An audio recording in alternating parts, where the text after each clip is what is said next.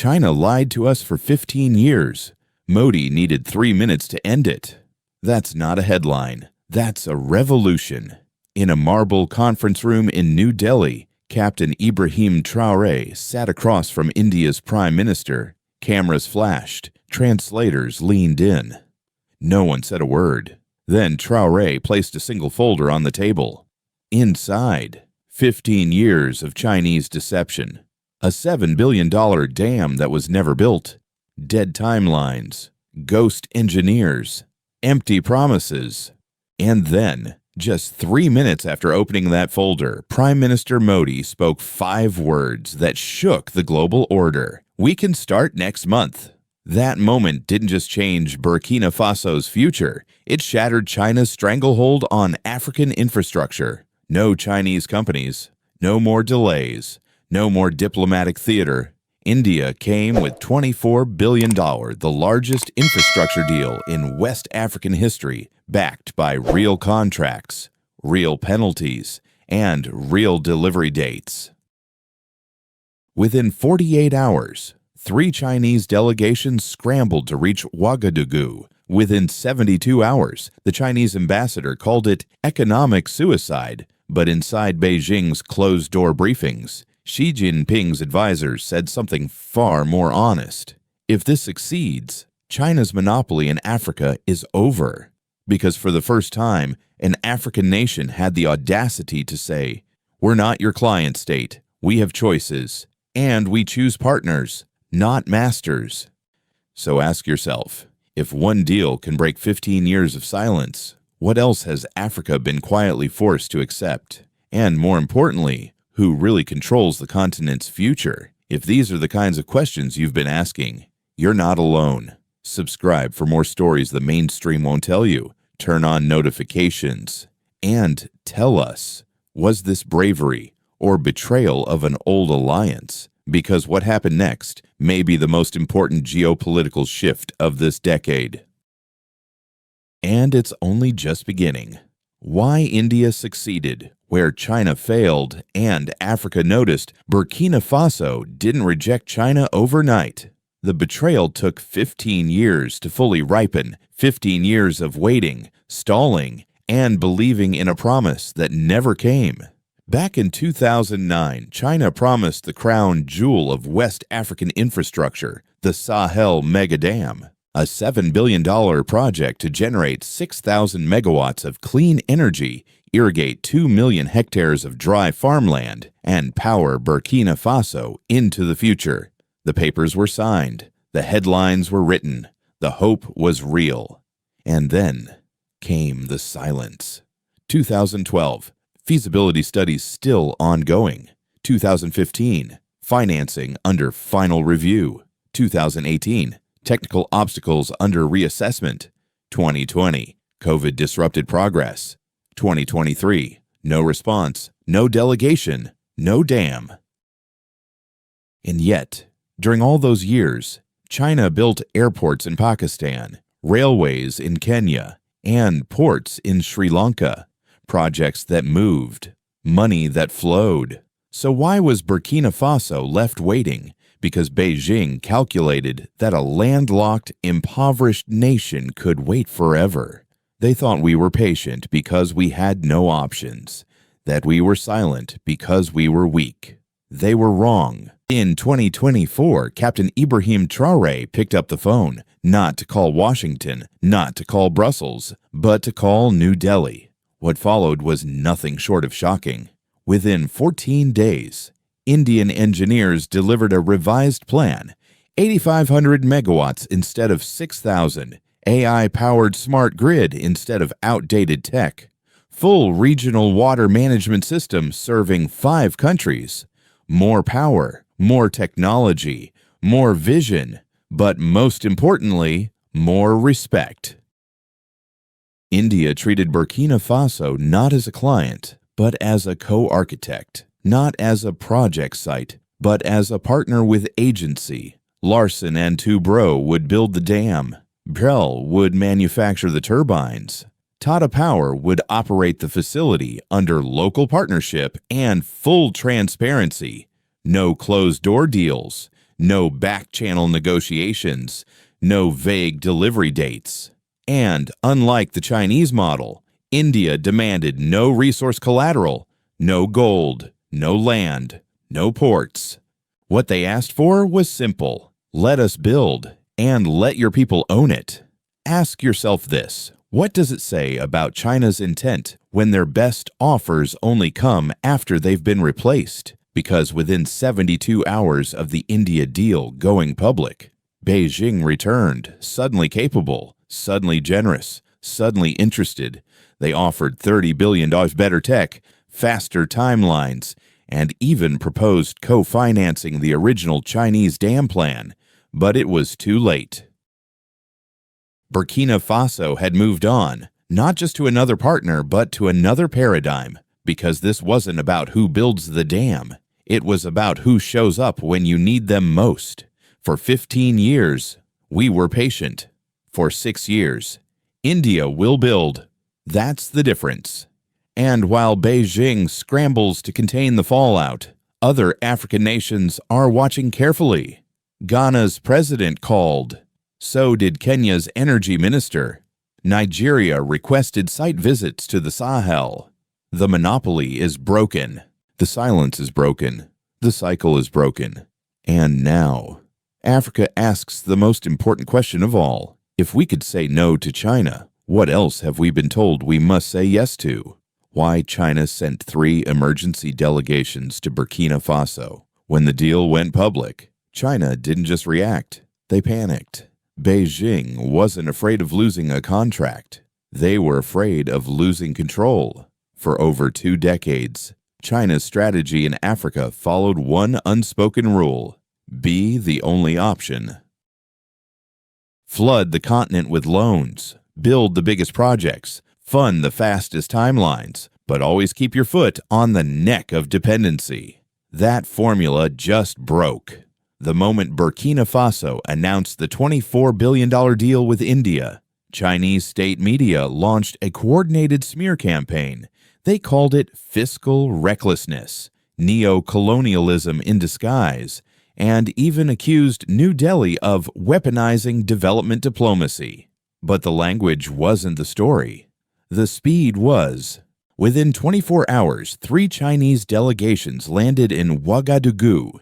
Within 48 hours, private offers began to flow. By day 3, China proposed a revised package: $30 billion faster delivery, more tech, more job guarantees. The desperation was unmistakable. So was the hypocrisy. For 15 years, Burkina Faso waited in silence. Not once did China offer better terms. Not once did they rush construction. But the minute they lost the deal, they remembered how to act. Prime Minister Modi wasn't surprised. In a press conference, he said calmly, "Respect is proven by what you do when no one is watching, not when someone else steps in." Captain Ibrahim Traoré's response was even colder. When the Chinese ambassador asked for an emergency meeting to present the new deal, Traoré reportedly asked just one question: where were these capabilities for the last 15 years? No answer, just silence. The same silence China gave Burkina Faso since 2009. And that silence, ironically, is what started the fire, because across the continent, leaders were watching. They saw the moment Africa stopped begging. They saw what happens when you say no. Nigeria's energy ministry issued a memo asking for full review of Indian infrastructure proposals. Ghana's president called Modi directly. Kenya's parliament held an emergency debate on replacing Chinese-funded hydro projects. But the strongest response came from the streets. In Ouagadougou, hundreds of young people rallied in support of the India deal. They held signs that read, 15 years, no dam. India delivers, China delays. Partners, not predators. This wasn't politics anymore. It was personal. Because when you promise water and light to people who live in drought and darkness, and then disappear for 15 years, they remember. And when someone else shows up and actually builds what you never did, They never forget. The stakes were no longer about turbines or concrete. They were about dignity. The dam became a symbol of betrayal, of hope, of power finally shifting. So ask yourself, if African nations realize they have choices, what happens to the powers that treated them like they didn't? Because this wasn't just a new contract, it was a new chapter. And in this chapter, Africa is no longer waiting. Do you know why India keeps getting chosen as a partner? In our previous video, we covered Burkina Faso's $36 billion extraction deal with India. Go check it out to understand exactly why. What happens when the poor get power? Literally, when the concrete is poured and the turbines installed, it is easy to talk about progress in megawatts and dollars. But the real impact of the Sahel megadam is not measured in spreadsheets. It's measured in footsteps. Footsteps like those of Fatou, a mother in Gorsi province, who used to walk 3 kilometers every morning just to fetch water. Footsteps of her son, who left for Libya in search of a job that didn't exist at home. Footsteps of thousands like her, silent, forgotten, invisible, until now.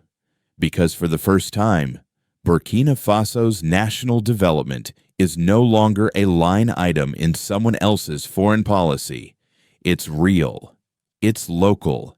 It's happening. With 2 million hectares irrigated, farmers who once lost entire harvests to drought will now grow 3 times a year. With 8,500 megawatts of clean power, schools will light up. Hospitals will operate without interruption. Factories will run overnight. That changes everything. Electricity is not just light. It is literacy. It is clean drinking water. It is midnight surgeries without candlelight. It is refrigerators in village clinics that keep vaccines cold. It is the difference between surviving and thriving politically. The dam has shifted the national conversation. For the first time in decades, a government project is not being met with skepticism or cynicism, but with something far more dangerous to the old order: hope. Burkina Faso's parliament passed a bill requiring quarterly transparency reports on dam spending. Opposition leaders, long silent, now find themselves irrelevant as the public rallies behind a rare moment of national unity. In villages once divided by tribal lines, cooperative irrigation boards are forming, run by farmers, not officials. Local engineering schools are doubling enrollment to train young Burkinabés in grid management, turbine maintenance, and hydrological forecasting. What started as a foreign infrastructure project is fast becoming a domestic revolution, and yet, not everyone is cheering.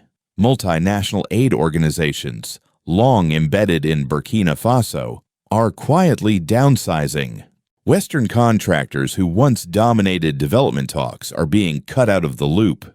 Bureaucrats in Brussels and Washington are scrambling to reinterpret what partnership means when they're no longer at the head of the table. Because this dam does more than generate electricity, it generates independence. And that scares people who've grown comfortable managing dependency. In international forums, Burkina Faso is no longer a footnote. It is a precedent, a case study, a warning. The same governments that once dismissed Traoré as a radical are now sending envoys with softer tones, seeking dialogue. But Traoré doesn't need validation, he needs voltage. And the turbines are already spinning. So ask yourself, if water now flows through villages that once knew only dust, if electricity now powers hands that once begged for aid, what happens when the poor no longer ask permission to build their own future? The dam that threatened Washington is not angry because Burkina Faso built a dam. They're angry because they weren't invited. For decades, Western influence in Africa operated through control, not of territory, but of timing. Development moved when Western banks approved the loans. Aid flowed when conditions were met. Progress paused when governance benchmarks weren't reached. But the Sahel megadam changed the game. No dollar loans, no IMF signatures, no Western consultants flying in for PowerPoint briefings. Just rupees, francs, turbines, and concrete already pouring. This isn't about missing out on one deal. It's about watching a whole continent realize we can build without you. In Brussels, think tanks are calling it the Sahel shock.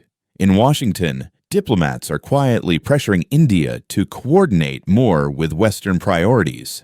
In Beijing, state media is pivoting from denial to damage control. The reactions say everything, because in this deal, every global power sees a different kind of threat.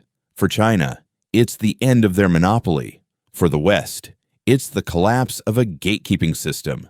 For India, it's a chance to lead without lecturing. And for Africa, it's a first taste of development without permission. That idea terrifies the old order. The dollar's grip weakens when trade happens in rupees. World Bank leverage shrinks when nations fund themselves. Aid narratives collapse when progress comes from peers, not patrons. That's why the most powerful response isn't public outrage. It's silent recalibration. The U.S. is now quietly reviewing infrastructure proposals to counter Indian influence. Europe is proposing new clean development frameworks. China is rushing to renegotiate dormant deals across the Sahel. But none of these are reactions to Burkina Faso. They are reactions to a precedent. Because if one country can do this, others will follow. And that means Africa becomes not a project, but a player. So ask yourself, when power shifts from lecture halls in Washington to dam sites in Ouagadougou, when the future is built with cranes, not conferences, who really holds the blueprint for the next century? What if Africa builds without asking? The concrete hasn't even dried, yet the ripple effects are already crossing borders. In Mali, engineers are reviewing old Chinese hydropower proposals, wondering if India can build better.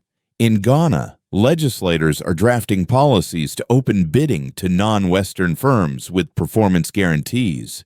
In Nigeria, the Ministry of Power has initiated talks with Indian consortiums for grid modernization. What started in Burkina Faso is spreading.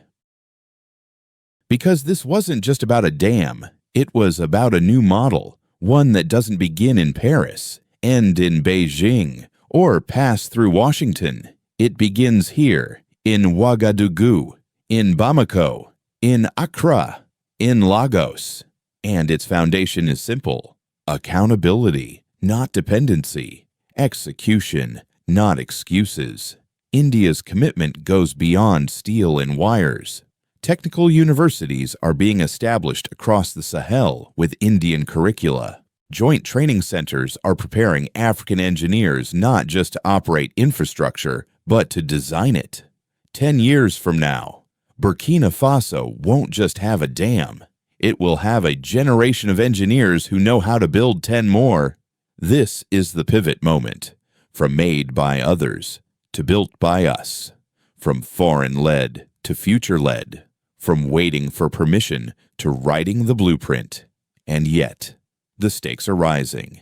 There are whispers of sabotage, rumors of soft sanctions.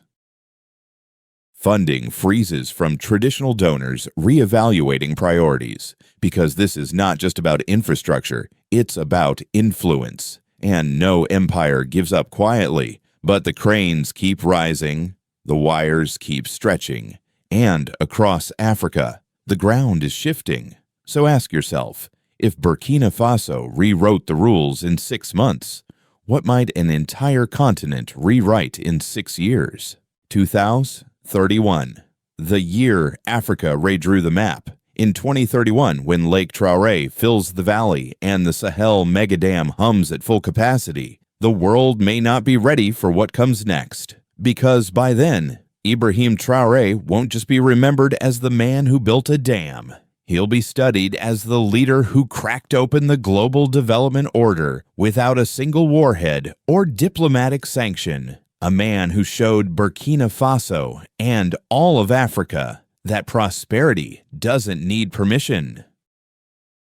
By then, power grids across the Sahel may run on Indian technology, logistics corridors may bypass European ports, African students may speak fluent Hindi in engineering labs, and foreign embassies will scramble not to dictate but to compete. This is more than Africa news. This is a tectonic shift, quiet, slow, but irreversible. And in the silence between headlines, empires are sweating, because every megawatt generated is not just electricity, it is political voltage. It powers not just factories, but the fall of old hierarchies. Washington may still talk about governance, Beijing may still talk about brotherhood, but neither will be able to stop a continent that's building its own future, brick by brick, turbine by turbine, without waiting for applause. The next India-Africa summit will not be about aid. It will be about strategy. The next infrastructure boom won't start in Paris or Shanghai. It will start in Ouagadougou.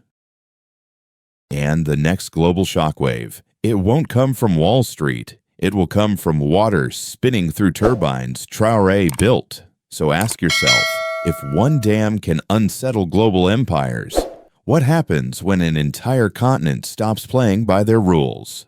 Subscribe if you want to follow the next chapter of this story, because Africa News will never look the same again.